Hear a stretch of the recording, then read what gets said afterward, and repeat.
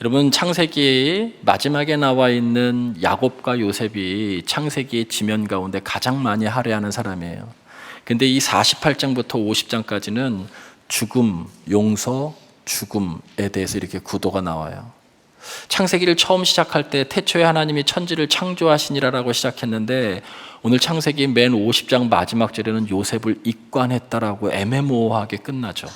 여러분, 입관은 죽은 거예요. 죽은 것. 그런데 야곱은 막벨라굴, 가나안 막벨라굴에 하관해서 거기에다가 장례를 끝마치는데, 요셉은 입관하고 하관을 하지 않아요. 그 의미 속에는 여기가 끝이 아니다는 거예요. 하나님께서 약속하신 그 땅, 거기에 나를 묻어달라고 그렇게 유언하죠. 여러분, 여기가 내가 있어야 될 곳이 아니고 조상 때부터 약속했었던 그 가나안 땅으로 가는 것이, 그것이 나의 최종 목적지라는 거예요.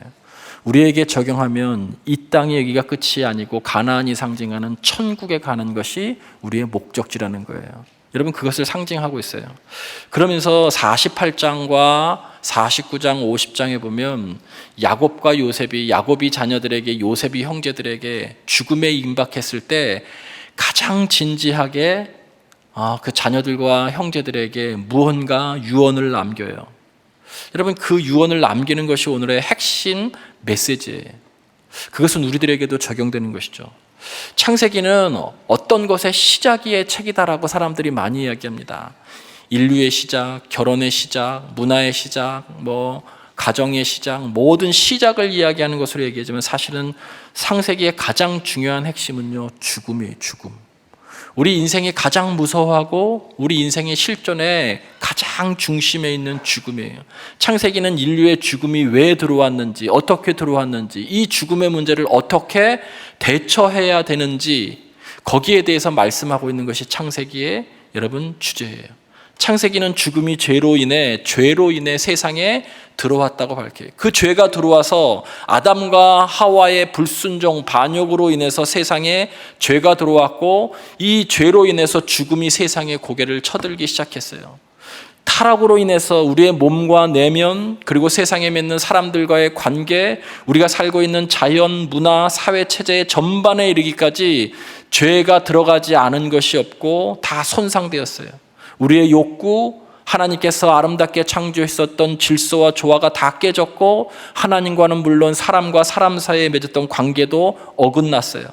이 파괴적인 결과가 모든 곳에 스며들었어요. 그것을 창세기 6장 5절에 사람이 계획하고 생각한 모든 것이 그 죄가 이 땅에 관영했다. 관영, 옛날 성경에는 관영, 지금 성경에는 가득했다는 거예요. 죄가 없는 곳이 없다는 거예요. 모든 곳에 가득했다는 거예요. 여러분, 그것이 뭐냐면 죄로 말미암아서 이 세상에 죄의 현상들, 증상들이 일어났다는 거죠. 지난 성탄절에도 설명했는데 제가 다시 한번 보완해서 죄와 구원이 무엇인지 설명하겠어요. 자, PPT를 한번 다시 보시죠. 지난번 것보다 조금 더 보완했어요. 여러분, 하나님과 우리 인간의 사이에는요, 두 개의 끈이 있어요. 하나는 생명의 끈이고, 정확하게는 교제의 끈이에요. 교제의 끈, 관계라고도 얘기하죠. 예를 들자면 이런 겁니다. 어머니들이 자녀를 낳을 때요, 그 해산의 그 고통을 감내해낸다는 것은요, 생명을 걸고 자녀를 낳는다는 거예요. 생명을 걸고 낳는다는 얘기는 그만큼 자녀를 너무 사랑한다는 거예요. 하나님도 우리를 창조하실 때 생명처럼 사랑하시고 창조하셨어요. 근데 여러분, 자녀를 낳고 나서 그 자녀가 여러분 어떤 대통령이 되고 장관이 되고 어떤 좋은 자리에 있는 것, 그것 때문에 자녀를 낳는 것이 아니에요. 그 존재 자체로 기쁨을 얻고 교제를 함으로 인해서 서로 기쁨을 얻기 위해서 하는 거죠. 그 아이 자체가, 부모님에게 존재 자체가 기쁨인 거죠.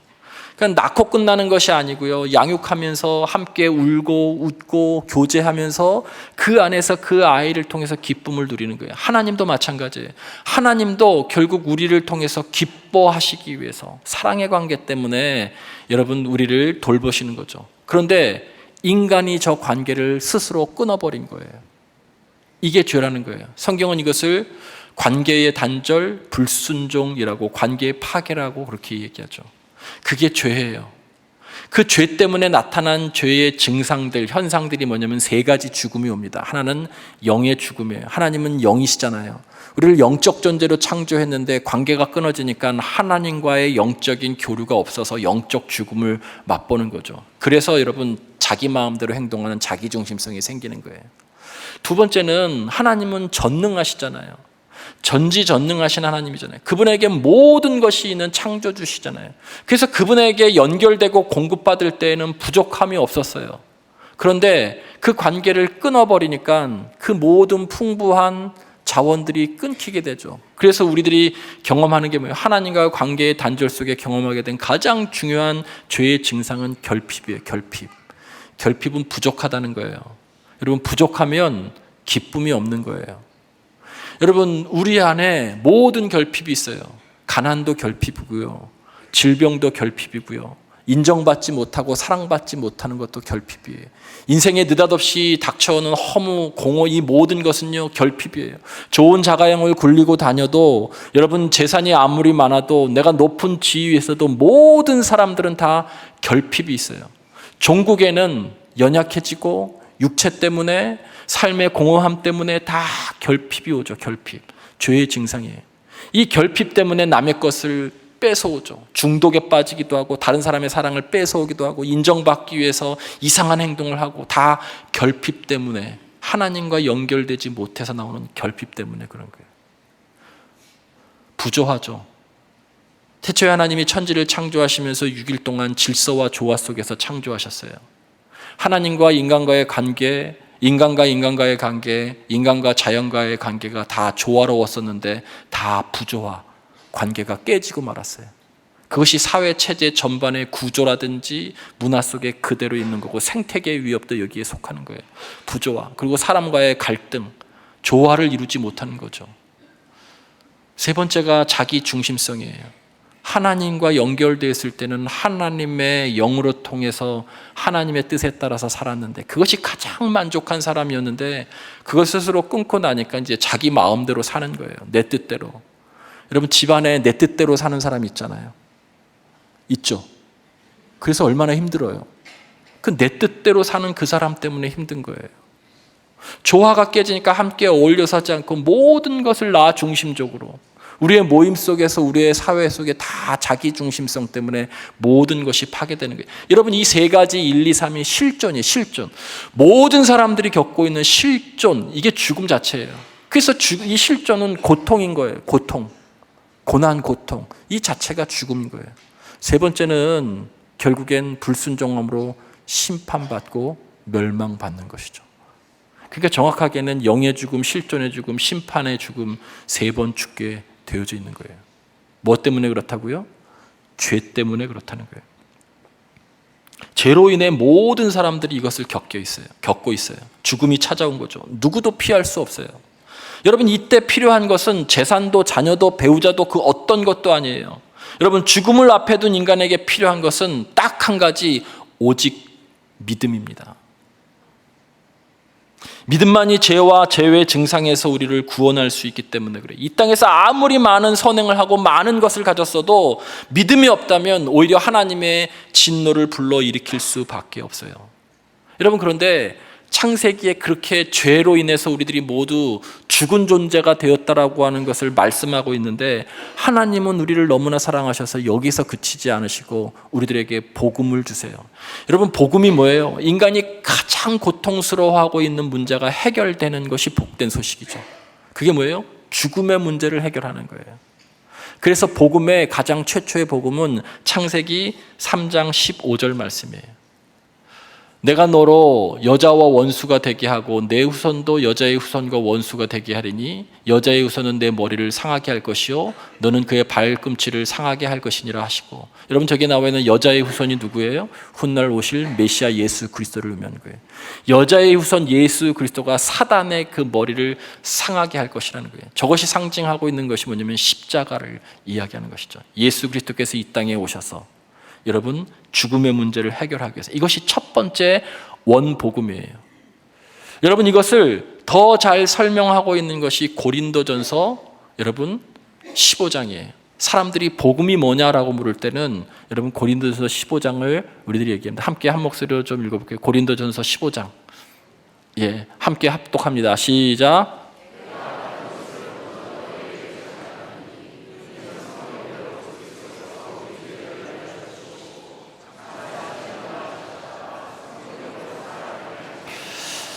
자, 이게 복음이에요. 사람들이 복음이 뭐예요? 물으면 이걸 얘기하는 거예요.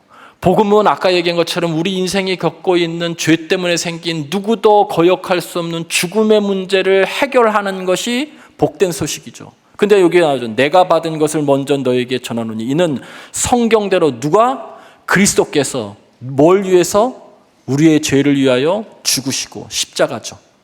우리의 죄를 위해서, 죄 때문에 어떻게 해요? 우리에게 죽음이 왔기 때문에. 그런데 장사 지낸 바 되었다가 성경대로 다시 어떻게 해요? 살아나셨다. 죽음을 정복하고 해결하고 극복하시죠. 그분을 믿는 믿음으로 우리도 여러분 부활을 경험할 수 있는 거예요. 복음이죠. 여러분, 그래서 구원이라고 하는 것은 어떤 개념이냐면 이 복음이 실현되는 개념이에요.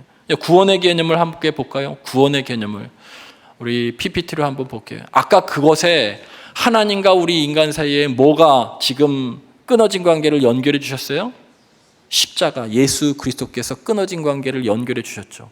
그런 말미암아서 죄의 현상들이 회복으로 바뀌어요. 처음에 영의 죽음이 있었던 것이 다시 하나님과 연결돼서 하나님의 자녀가 되고 영적 존재가 회복되면서 하나님과 영적으로 교류할 수 있는 그 하나님의 자녀의 그 신분을 회복하죠. 실존에서 겪게 되는 결핍과 부조화와 자기 중심성이 하나님의 영이신 성령이 우리 안에 내주하심으로 인해서 그 성령의 다스림을 받아서 결핍의 문제를 자족과 만족과 기쁨으로 해결해요.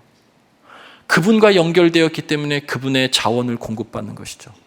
여러분, 그래서 신앙생활의 핵심은 뭐냐면 기쁨이에요. 기쁨. 믿습니까? 믿습니까? 그러니까 신앙생활의 핵심은요, 기쁨이에요. 왜 그러냐면 그분과 연결되어져 있기 때문에 그분으로 통해서 더 이상은 결핍, 부족함이 없는 거예요. 그분의 그 내주하심 성령의 충만하심으로 아무리 상황 실존이 어렵다 할지라도 여러분 그 안에서 기쁨과 만족을 찾아내는 거예요. 부조화, 성경에서 다시 조화, 용서, 화해를 이루면서 화평의 관계를 이루는 거죠. 자기중심성이었던 사람들이 오늘 핵심인 섭리라고 하는 것은 하나님의 통치를 이야기하죠. 자기중심성이었던 사람이 하나님의 다스림을 받는 거예요. 그리고 심판과 멸망에서 영생과 천국으로 바뀌죠. 예수 그리스도의 십자가와 부활을 통해서. 이게 구원이에요. 근데 그 중심에 있는 것이 뭐냐면 실존이에요. 우리가 살고 있는 이 땅. 여전히 우리 안에 결핍이 있고 부조화가 있고 자기 중심성이 있어요. 여러분, 이것을 여러분 성령께서 내 안에 오신 성령으로 통해서 어떻게 해야 돼요? 다스림을 받는 것이 섭리예요. 섭리. 그럴 때 우리 안에 있는 결핍과 부조화와 고난과 아픔과 고통을 이겨낼 수 있는 거예요. 하나님이 나와 함께 하실 때 나도 하나님과 함께 하는 것. 창세기 48장과 50장에 보면 야곱과 요셉이 자신의 자녀들과 형제들에게 마지막 죽는 순간에 바로 인생의 경험 가운데 가장 진지한 그 죽음의 순간에 이걸 얘기해요. 성경의 말씀이 창세기 48장 15절, 21절, 50장 24절이에요. 자, 한 목소리로 다 같이 합독해 봅니다. 시작.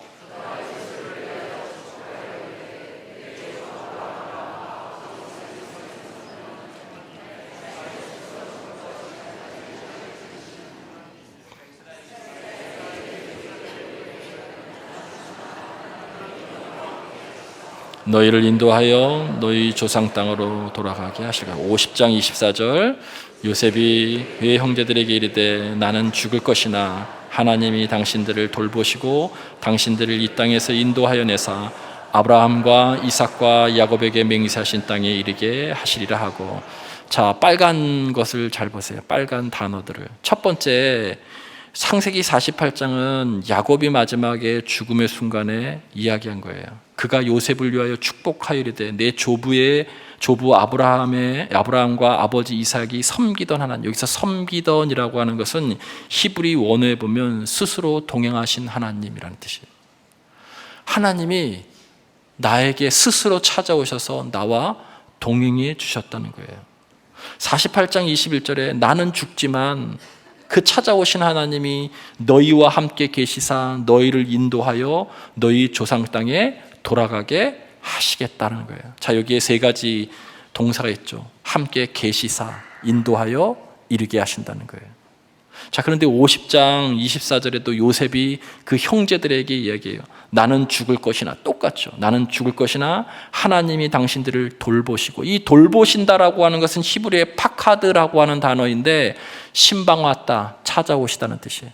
하나님이 찾아오셔서, 앞에 나와 있는 섬기다와 같은 거예요. 찾아오셔서 당신들을 인도하여, 이 땅에서 인도해내서 아브라함과 이삭과 야곱에게 맹세하신 땅에 이르게 하시니라. 세 가지가 나오죠. 함께 하시고, 인도하시고, 목적지에 이르게 하는 거예요.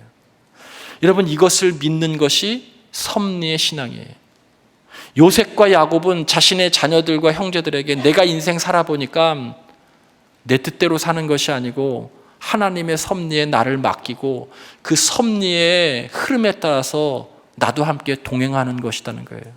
나와 함께 하신 그 하나님이 나를 결국에 인도해서 조상이 약속했던 그 땅, 하나님께서 약속했었던 그 땅의 목적지에 가게 하시는 것, 여러분, 그 섭리를 믿고 살아라라고 마지막 죽음의 순간에 다른 것 이야기하고 섭리의 신앙을 이야기하고 있는 것이죠. 섭리라고 하는 것은 하나님께서 창조한 모든 피조물을 돌보시고 보존하시고 통치하신다는 뜻이에요. 하나님이 다스리신다는 뜻이에요. 우리를 다스리기 위해서 성령이 우리 안에 오신 것이죠.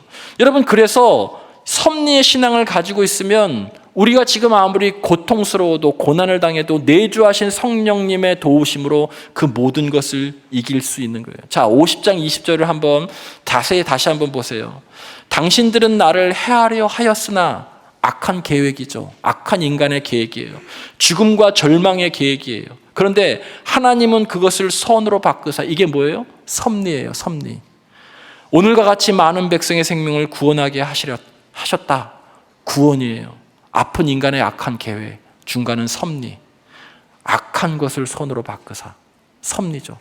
우리 인간은 이것을 바꿀 힘과 능력이 없어요. 하나님이 그렇게 바꾸셨다는 거예요. 우리에게 적용하면 지금 여러분이 힘들고 고통스럽고 어려운 어떤 실존의 상황이 있다 할지라도 하나님은 그것을 선으로 바꾸어내셔서 모든 것이 협력하여 선을 이루게 하심으로 마지막 목적지, 구원의 목적지에 이르게 하신다는 거예요. 영혼의 구원, 여러분의 삶의 구렁텅이에 빠져 있었던 모든 고난과 고통 가운데 구원을 이루게 하셨다는 거예요. 여러분, 이 창세기 50장 20절 말씀이, 그리고 40장, 45장 5절 말씀이 섭리의 신앙의 말씀이죠. 45장 5절도 앞에 부분은 악이에요. 뒤는 하나님이 이루시는 선이고, 저기에는 예수 그리스도가 이 일을 행하시려고 이 땅에 오셨다라고 하는 것을 예표하는, 예수 그리스도의 오심을 예표하는 모습도 나와요. 너희 당신들보다 먼저 보내셨다라고 하는 이 뜻에서 요셉은 예수 그리스도를 예표하고 있기 때문에 그렇습니다. 여러분, 하나님의 섭리가 우리가 당하고 있는 결핍과 혼돈과 죽음과 죄된 인생을 선으로 바꾸셔서 하나님이 주도적으로 우리를 이끄셔서 결국 하나님의 선하신 목적지에 결국에는 이르게 하신다는 것을 믿는 것이 여러분 결국엔 섭리의 신앙이에요. 그것을 믿으면 지금 고난 당하는 것도 여러분 극복할 수 있고, 그리고 지금 고난을 해석할 수 있는 힘이 돼요. 종국엔 하나님이 선한 자리에, 종국엔 하나님이 아름다운 그 자리에 이르게 하실 것이라는 거예요. 믿습니까? 야곱과 요셉이 사랑하는 가족에게 남긴 마지막 말이에요. 이것은 우리들에게도 주시는 말씀이에요. 여러분, 그래서 우리의 인간의 계획보다는 하나님의 섭리가 더 큰 것이에요. 하나님의 섭리라고 하는 것은 하나님이 모든 것을 다스린다는 것처럼 하나님이 나를 다스리고 우리의 가정의 주인이시고 역사의 주인이신 것을 고백하는 거예요. 모든 것의 주인, 모든 것을 다스리고 계신 그 하나님을 믿는 신앙, 그것이 섭리예요. 거기에 나를 신뢰함으로 맡기는 거예요. 왜 이렇게 계획했던 대로 안 되는 것일까요? 성경은 그것을 잠언서에서 여러 곳에서 얘기하는데 두 구절만 여러분 함께 보겠습니다. 두 구절에서 분명히 이렇게 답을 말씀하고 있어요. 우리 함께 잠언서 16장 9절 말씀 함께 합독합니다. 시작. 사람이 마음으로 자기 길을 계획할지라도 그 걸음을 인도하시는 이는 여호와시니라. 19장 21절 시작. 사람의 마음에는 마음 계획이 있어도 오직 여호와의 뜻만. 여기에도 똑같이 나와요. 여기에 공통점이 뭐냐면 마음으로 계획을 세운다는 거예요. 마음으로 자기 길을 계획할지라도. 사람이 마음에는 많은 계획이 있어도. 여러분, 그러나 그 걸음을 인도하시는 분은 하나님이시고 오직 여호와의 뜻만이 완전히 서리라. 그래서 이 야곱과 요셉이 얘기하는 하나님의 인도하심을 받아라라는 거예요. 하나님이 너를 위하여서 찾아오셨고 돌보시고 인도하시고 이르게 하실 테니 그 하나님의 뜻에 순복하며 나의 중심성을 내려놓고 하나님의 통치를 받아라라고 하는 것이 마지막 유언이었어요. 섭리의 신앙.